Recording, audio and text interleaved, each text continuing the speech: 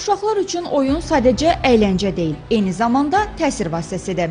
Xüsusilə zorakılıq elementləri olan oyunlar onların davranışına birbaşa təsir göstərə bilər. Söhbət onlayn oyunlardan gedir.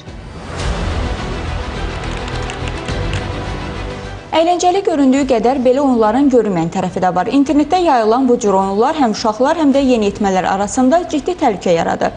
Hətta bəzi oyunlar var ki, onları riskli tapşırıqlar etməyə sövq eləyir. Kurator adlanan şəxslər gənclərlə belə əlaqə saxlayır, onları manipulyasiya edərək müxtəlif hərəkətləri etməyə sövq eləyir. 2 yaşında oğlum. Daha yeni ekran vermeye başladım. İlk 2 yıl hiçbir şekilde ekran, telefon vermedim. Kitaplarla, başında durarak, çünkü odak süreleri çok kısa küçük oldukları için. Onunla birlikte oynayarak hep geçirdik vaktimizi. Benim kendi filtreleme sistemlerim var. İnternetimi filtreliyorum. Oyunlara erişmesini engelliyorum. Sadece bizim verdiğimiz eğitici oyunlar, zeka geliştirici oyunlara, İşte annesinin belirlediği oyunlara erişim izni veriyoruz. Onun haricinde erişim izni vermiyoruz. İnternet oyunlarının özünü sadə eləməsində yaxınlarım çox sadə eləyir. Hətta bir yaxınım vardı, o qədər internet oyunlarını oynayırdı ki, axırda psixoloq getməli oldu. Psixologiyasına çox pis təsir eləmişdi.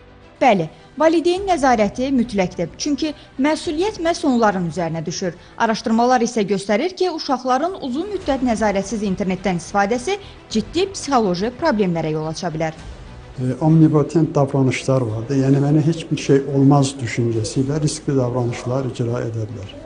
Digər bir tərəfdən onlarda emosional boşluq var. Çox vaxtı özlərini dəyərsiz hiss edirlər. Yəni yeniyetmələrdə özlərini isbatlama davranışı vardır.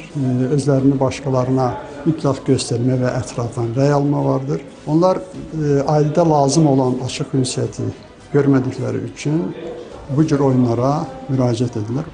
Nəzərə alsaq ki, texnologiya əsrində yaşayırıq, bu da müasir dövrün uşaq və yeniyetmələrinə elektron cihazlardan istifadəyə qadağa qoymaq məsələsini çətinləşdirir. Axı texnoloji avadanlıqların faydaları da az deyil. Bu səbəbdən onları yalnız təhlükələrdən uzaq tutmaq şərti ilə nəzarətdə saxlamaq lazımdır. Jalə Gözəlova, Sabir Şəhvələdov, Telesəhər.